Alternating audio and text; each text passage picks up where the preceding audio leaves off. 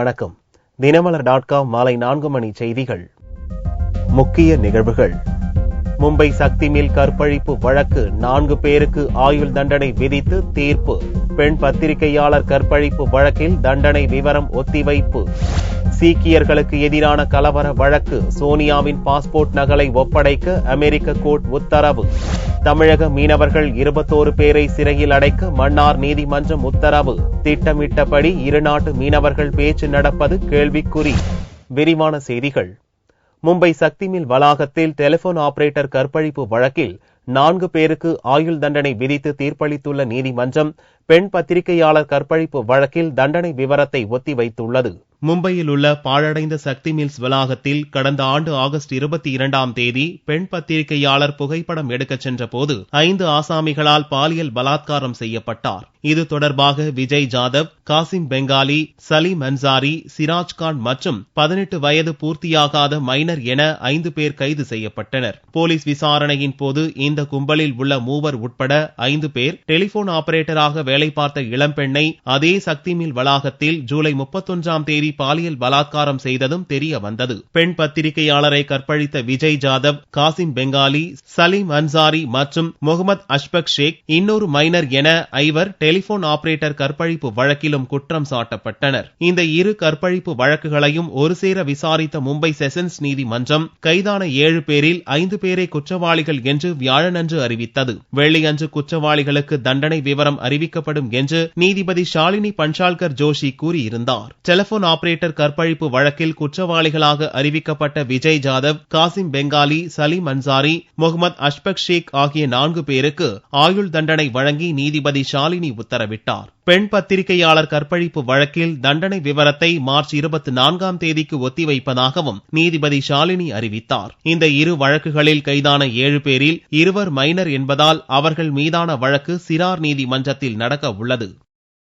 சீக்கியர்களுக்கு எதிரான கலவர வழக்கில் பாஸ்போர்ட் நகலை ஏப்ரல் 7ஆம் தேதிக்குள் அளிக்கும்படி காங்கிரஸ் தலைவர் சோனியாவுக்கு அமெரிக்க நீதிமன்றம் உத்தரவிட்டுள்ளது. 1984ஆம் ஆண்டு சீக்கியர்களுக்கு எதிரான கலவரத்தில் ஈடுபட்ட காங்கிரஸ் தலைவர்களை காங்கிரஸ் தலைவர் சோனியா பாதுகாப்பதாக நீதி கேட்கும் சீக்கியர்கள் எனும் அமைப்பு நியூயார்க்கில் உள்ள புரூக்ளின் நீதிமன்றத்தில் வழக்கு தொடுத்தது. தான் அமெரிக்காவில் இல்லாத நிலையில் தன் மீது வழக்கு தொடர்வதற்கு நீதிமன்றத்துக்கு அதிகார வரம்பு இல்லை என்று சோனியா சார்பில் நீதிமன்றத்தில் மனு தாக்கல் செய்யப்பட்டது.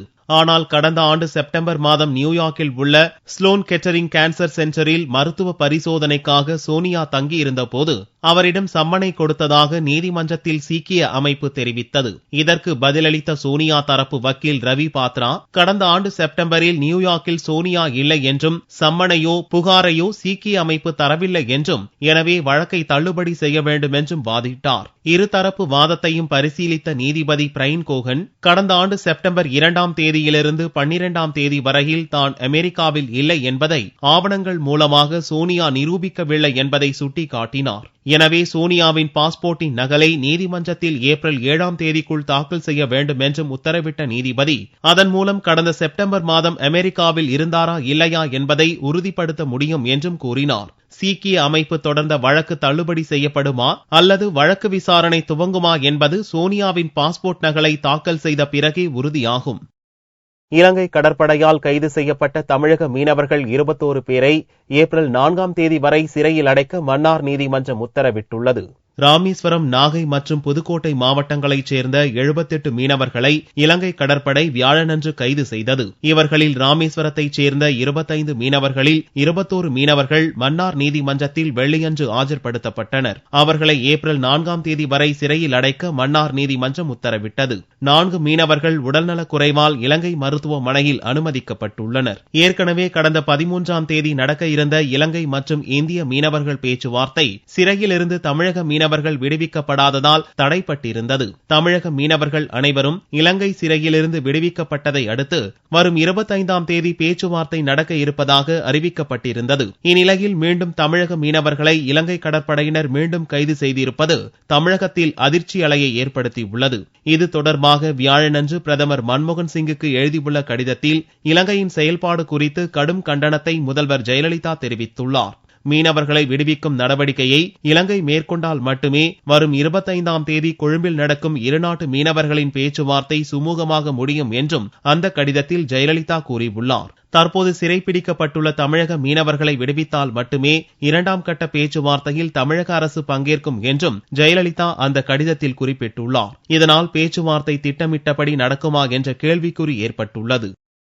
தோல்வி பயத்தில் தேர்தலில் போட்டியிடாமல் நிதியமைச்சர் ப. சிதம்பரம் ஒதுங்கிவிட்டதாக பாரதிய ஜனதா கிண்டல் செய்துள்ளது. சிவகங்கை தொகுதியிலிருந்து 7 முறை எம்பியாக தேர்வானவர் மத்திய நிதியமைச்சர் சிதம்பரம். வரும் லோக்சபா தேர்தலில் சிதம்பரம், வாசன் உள்ளிட்ட முக்கிய தலைவர்கள் தேர்தலில் போட்டியிட விரும்பவில்லை. இந்நிலையில் வியாழனன்று வெளியான காங்கிரஸ் வேட்பாளர் பட்டியலில் சிவகங்கை தொகுதியில் சிதம்பரத்தின் மகன் கார்த்திக்கு டிக்கெட் வழங்கப்பட்டுள்ளது. இது தொடர்பாக வெள்ளியன்று டெல்லியில் பாரதிய ஜனதா செய்தி தொடர்பாளர் நிர்மலா சீதாராமன் பேட்டியளித்த போது தேர்தலில் போட்டியிட ப. சிதம்பரம் மறுத்திருப்பது அவர் தப்பி ஓடுவதை காட்டுவதாக கூறினார். பாரதிய ஜனதா கூட்டணி அரசின் போது ஒளிர்ந்த இந்தியாவை 7 ஆண்டுகளாக நிதியமைச்சராக இருந்த சிதம்பரம் இருண்ட நிலைக்கு கொண்டு சென்று விட்டதாகவும் சாடினார். நாட்டின் வளர்ச்சி விகிதத்தை 8%இலிருந்து 4%க்கும் கீழே கொண்டு சென்று விட்ட சிதம்பரம் இப்போது எதை சொல்லி ஓட்டு கேட்பது என்று தெரியாமல் ஓட்டம் பிடிப்பதாகவும் நிர்மலா சீதாராமன் கூறினார்.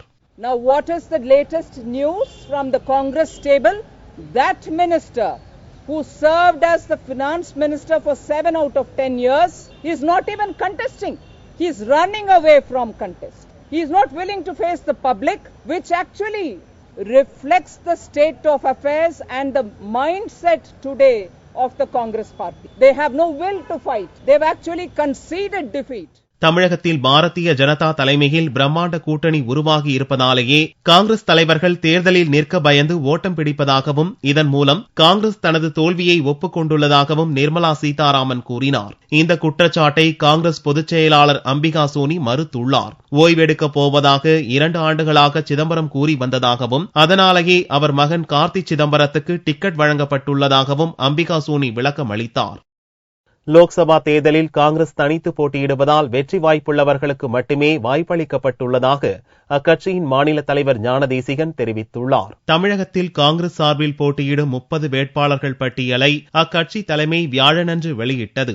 அமைச்சர்கள் சிதம்பரம், வாசன், சுதர்சன நாச்சியப்பன், முன்னாள் அமைச்சர் ஜெயந்தி நடராஜன், தமிழக காங்கிரஸ் தலைவர் ஞானதேசிகன் போன்றவர்களின் பெயர்கள் அதில் இடம்பெறவில்லை. புதியவர்களுக்கும் இளைஞர்களுக்கும் வாய்ப்பளிக்கும் நோக்கில் வேட்பாளர்கள் தேர்வு செய்யப்பட்டுள்ளதாக காங்கிரஸ் தரப்பில் தெரிவிக்கப்பட்டது. இந்நிலையில் சென்னையில் செய்தியாளர்களை சந்தித்த தமிழக காங்கிரஸ் தலைவர் ஞானதேசிகன், காங்கிரஸ் தனித்து போட்டியிடுவதால் வெற்றி வாய்ப்புள்ளவர்களுக்கு மட்டுமே தேர்தலில் போட்டியிட வாய்ப்பளிக்கப்பட்டுள்ளதாக தெரிவித்தார். தமிழகத்தில் தேர்தல் பிரச்சாரத்துக்காக சோனியா, ராகுல் ஆகியோர் வருகை தர உள்ளதாகவும் ஞானதேசிகன் கூறினார். இப்பொழுது காங்கிரஸ் தனியாக இருக்கிற காரணத்தினால் இன்றைக்கு யாருக்கு வெற்றி வாய்ப்பு அதிகம் இருக்கிறது, யார் அதிகமான வாக்கு வாங்க முடியும் என்கிற கணக்கையும் களத்தில் கொண்டு இப்பொழுது வேட்பாளர் பட்டியல் இறுதி செய்யப்பட்டிருக்கிறது. காங்கிரஸ் கட்சியின் தலைவர் அன்னை சோனியா காந்தி அம்மையார், திரு ராகுல் காந்தி, இந்தியா பிரதமர் டாக்டர் மன்மோகன் சிங் எல்லாம் தமிழக பிரச்சாரத்துக்கு வருகிறார்கள். எங்களுடைய பிரச்சாரம் என்பது யாரையும் தாக்காமல் எங்களுடைய திட்டங்களை சொல்லி மட்டும் நாங்கள் வாக்கு கேட்போம்.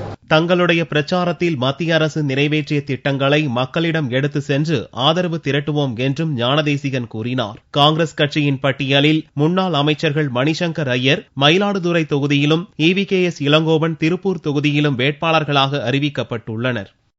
விவசாயிகளின் நிலை மற்றும் விவசாயத்தில் நிலவும் நெருக்கடி குறித்து நரேந்திர மோடி கலந்து கொண்ட காணொலி நிகழ்ச்சியை மதுரையில் பொதுமக்கள் ஆர்வமுடன் பார்த்தனர். பாரதிய ஜனதா பிரதமர் வேட்பாளர் நரேந்திர மோடி தொலைநோக்கு சிந்தனையோடு பல்வேறு திட்டங்களை செயல்படுத்தியதால் குஜராத் மாநிலம் மட்டுமின்றி நாடு முழுவதும் மக்கள் மத்தியில் தனி இடத்தை பெற்றுள்ளார். மக்கள் பிரச்சினைகளை தீர்ப்பதற்கு ஊடகங்களின் வாயிலாக ஒரு புதிய புரட்சியை ஏற்படுத்தி வரும் மோடி கடந்த மார்ச் 8ஆம் தேதி உலக மகளிர் தினத்தன்று நாட்டில் உள்ள பெண்களிடம் பெண்கள் இன்றைய நிலை குறித்தும் பெண்கள் முன்னேற்றம் குறித்தும் காணொலி வாயிலாக கலந்துரையாடினார். இதைத் தொடர்ந்து மகாராஷ்டிர மாநிலத்தில் நடந்து வரும் விவசாயிகள் தற்கொலைகள், விவசாயிகளின் நிலை குறித்து வியாழக்கிழமை அன்று 300 நகரங்களில் 1000 இடங்களில் உள்ள விவசாயிகளிடம் காணொலி நிகழ்ச்சி மூலம் மோடி பேசினார். இந்நிகழ்ச்சி நமோ பேரவை சார்பில் தமிழகத்தில் பல்வேறு இடங்களில் மெகா சைஸ் டிவிக்கள் மூலம் திரையிடப்பட்டது. மதுரையில் பழங்காநத்தம், அழகப்பன் நகர், ஆணையூர் உட்பட 5 இடங்களில் இந்த நிகழ்ச்சியை பொதுமக்கள் பார்ப்பதற்கு ஏற்பாடுகள் செய்யப்பட்டிருந்தது. பாரதிய ஜனதா கட்சியினுடைய பிரதமர் வேட்பாளராக இன்று வலம் வந்து கொண்டிருக்கக்கூடிய மரியாதைக்குரிய நரேந்திர மோடி அவர்களுடைய டீ பே சச்சா என்று சொல்லக்கூடிய வீடியோ கான்ஃபரன்ஸ் நிகழ்ச்சி இன்று பாரத நாடு முழுவதும் நேரடியாக பொதுமக்களிடம் நரேந்திர மோடி அவர்கள் உரையாடி கொண்டிருக்கிறார்கள். விவசாயிகளுடைய வாழ்வாதாரத்தை பற்றியும் விவசாயத்தினுடைய நிலைகளை பற்றியும் அவர்களுடைய முன்னேற்றத்தை பற்றியும் இன்றைய தினம் அவர் கலந்துரையாடி கொண்டிருக்கிறார். நாடு முழுவதும் இந்த நிகழ்ச்சி சிறப்பாக நடைபெற்றுக் கொண்டிருக்கிறது. இந்த நிகழ்ச்சியை பொதுமக்கள், இளைஞர்கள் என பலரும் ஆர்வமுடன் பார்த்தனர். நிகழ்ச்சியை பார்க்க வந்தவர்களுக்கு நமோ பேரவை சார்பில் இலவசமாக டீ வழங்கி உபசரிக்கப்பட்டது. தேர்தல் ஆணையத்தின் விதிகளை தளர்த்தாவிட்டால் மாநிலம் தழுவிய கடையடைப்பு போராட்டம் நடத்தப்படும் என்று வணிகர் சங்கங்களின் பேரமைப்பு தெரிவித்துள்ளது. வணிகர் சங்கங்களின் பேரமைப்பின் சார்பில் அனைத்து சங்கங்களின் கூட்டம் திருச்சியில் நடந்தது. ஹோட்டல் உரிமையாளர்கள் சங்கம், உணவுப் பொருள் வியாபாரிகள் சங்கம் உட்பட பல்வேறு சங்கத்தினர் பங்கேற்றனர். கூட்டத்திற்கு பின்னர் செய்தியாளர்களிடம் பேசிய வணிகர் சங்க பேரமைப்பின் தலைவர் விக்ரமராஜா, தேர்தல் ஆணைய நடவடிக்கையால் தமிழகத்தில் 30% வணிகம் முடங்கி உள்ளதாகவும், விதிகளை தேர்தல் ஆணையம் தளர்த்தாவிட்டால் மாநிலம் தழுவிய கடையடைப்பு போராட்டம் நடத்தப்படும் என்றும் கூறினார். கடுமையான விதிமீறல்களில் போட்டுக்கொண்டு வணிகர்களை வறுத்து எடுத்துக் கொண்டிருக்கிறார்கள். வியாபாரிகள் 3 லட்சம் ரூபாய் கையில் எடுத்து செல்லுகின்ற பொழுது அவர்களுக்கு வணிகர் சங்கம் என்ற அடையாள அட்டை இருந்தாலே அதை ஏற்றுக்கொள்ள வேண்டும் என்ற கோரிக்கையோடு இதை தவறும் பட்சத்தில் தமிழகம் முழுவதும் இருக்கின்ற வணிகர்கள் கொள்முதல் செய்வதை முதல் கட்டமாக நிறுத்துவோம் என்பதை தெரிவித்துக் கொள்கிறோம். அதையும் தொடர்கின்ற பொழுது தமிழகம் ஸ்தம்பிக்கின்ற வகையில் எங்களுடைய கடையடைப்பு, ஒரு பீடி, சிகரெட், டீ கூட கிடைக்காத வண்ணம் எங்கள் கடைகளை அடைத்து எங்கள் எதிர்ப்புகளை பதிய வைப்போம் என்பதை நாங்கள் இந்த கூட்டுக்குழு சார்பாக எச்சரிக்கையோடு தெரிவித்துக் கொள்கிறோம். தங்களுடைய கோரிக்கைகள் குறித்து தேர்தல் ஆணையம் வணிகர்களை அழைத்து பேச்சு நடத்த வேண்டும் என்றும் வணிகர்கள் கோரிக்கை விடுத்துள்ளனர். உலக பாரம்பரிய சின்னமான தஞ்சை பெரிய கோவிலின் பாதுகாப்பு கருதி அங்கு 31 அதிநவீன கண்காணிப்பு கேமராக்கள் பொருத்தப்பட்டுள்ளன. உலக பிரசித்தி பெற்ற தஞ்சை பெரிய கோவில் பாரம்பரிய சின்னமாகவும் அறிவிக்கப்பட்டுள்ளது. இங்கு பக்தர்கள் மட்டுமின்றி வெளிநாட்டு சுற்றுலா பயணிகளும் ஏராளமானோர் வருகின்றனர். பாதுகாப்பு கருதியும் அசம்பாவித சம்பவங்களை தடுக்கவும் கோவில் முழுவதும் 31 கண்காணிப்பு கேமராக்கள் பொருத்தப்பட்டுள்ளன. கோவில் கட்டுப்பாட்டு அறை மாவட்ட தொல்லியல் துறை அலுவலகத்திலிருந்து கண்காணிப்பதுடன் சென்னையில் உள்ள தொல்லியல் துறை அலுவலகத்திலிருந்தும் கண்காணிக்கும் வசதி செய்யப்பட்டுள்ளது. பெரிய கோயில் பாரம்பரியமிக்க ஒரு வரலாற்று சிவமிக்க ஒரு கோயில். இந்த கோயில்ல பல இடத்துல கண்காணிப்புக்காக கேமரா எல்லாம் பொருத்தப்பட்டிருக்கு. சுத்தி ரோந்து வருதுங்கிறது ஒரு சிரமம். இது அங்கங்க கேமரா பொருத்தப்பட்டிருக்கிறது கோயிலுக்கும் பாதுகாப்பா இருக்கு. எந்த தகாத செயலும் நடக்காம இருக்கும். கோயிலோட புனிதத்தன்மை பாதுகாக்கப்படும். ரொம்ப வரவேற்க வேண்டிய ஒரு விஷயம். 1,35 லட்சம் ரூபாய் மதிப்பீட்டில் பொருத்தப்பட்டுள்ள இந்த கேமராக்கள் 1.5 கிலோமீட்டர் தூரம் நடக்கும் நிகழ்வுகளை பதிவு செய்யும் திறன் கொண்டது. கன்னியாகுமரி மாவட்டத்தில் சிட்டுக்குருவிகளை பாதுகாப்பதற்காக வியாபாரிகள் களமிறங்கியுள்ளனர். சிட்டுக்குருவி இன்னும் சில ஆண்டுகளில் அதை படங்களிலோ அருங்காட்சியகத்திலோ தான் பார்க்க முடியும் என்ற கவலை இயற்கை ஆர்வலர்கள் மத்தியிலும் ஏற்பட்டுள்ளது. மரங்கள் அழிப்பு, பெருகி வரும் மொபைல் போன் கோபுரங்கள் என பல்வேறு காரணங்களால் சிட்டுக்குருவி இனம் வேகமாக அழிந்து வருகிறது. சர்வதேச சிட்டுக்குருவிகள் தினத்தை வெறும் கொண்டாட்டத்துடன் நினைவுபடுத்திக் கொள்வோர் மத்தியில் அவற்றை காப்பாற்றவும் அழிவை தடுக்கவும் பலர் களமிறங்கியுள்ளனர். கன்னியாகுமரி மாவட்டம் நாகர்கோவில் அருகே ஒழுகினச்சேரியில் உள்ள அப்டா மார்க்கெட்டில் தானியங்களும் பழ வகைகளும் சிதறி கிடக்கும் இந்த மார்க்கெட்டில் கூட்டமாக வரும் குருவிகளுக்காக வியாபாரிகள் ஒவ்வொரு கடையின் மேற்கூரையிலும் கூடைகளை வைத்துள்ளனர். தானியங்களை சாப்பிடும் குருவிகள் அங்கேயே தம்முடைய கூட்டை அமைத்துக் கொண்டு இனத்தை பெருக்கி வருகிறது.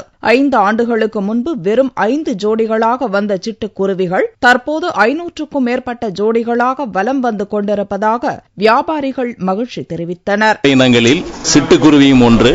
இதை அடைக்கலான் குருவி என்றும் அழைப்பார்கள்.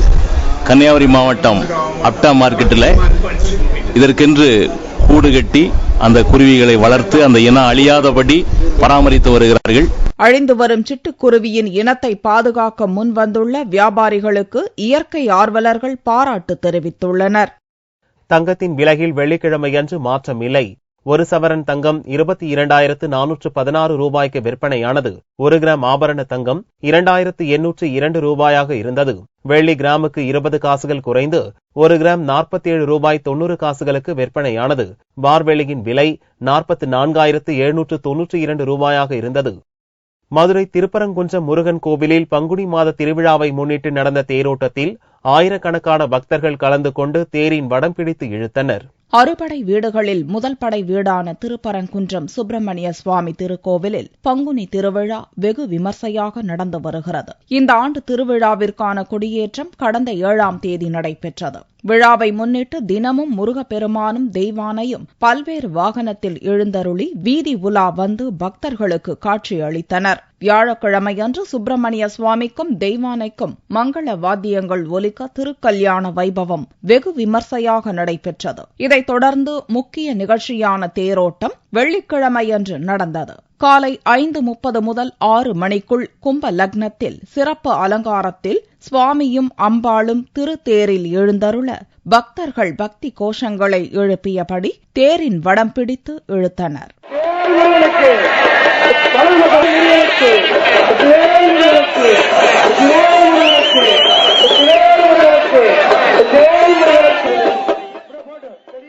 அறுபடை வீடுகள்ல இது முதல் படை வீடு. நேற்று முருகப்பெருமானுக்கு நேற்று திருக்கல்யாணம், இன்னைக்கு திருத்தேரோட்டம். இதை பார்க்கறதுக்கு கோடிக்கணக்கான மக்கள் எங்க இருந்தோ வராங்க. அவரை பார்க்க கோடி கோடி கண்கள் வேண்டும். கிரிவல பாதையில் தேர் ஆடி அசைந்து வரும் அழகை காண்பதற்காக மதுரை மட்டுமல்லாது பல்வேறு மாவட்டங்களிலிருந்து பக்தர்கள் ஆயிரக்கணக்கானோர் இவ்விழாவிற்காக வந்திருந்தனர். மீண்டும் செய்திகள் இந்திய நேரப்படி இரவு 8 மணிக்கு. வணக்கம்.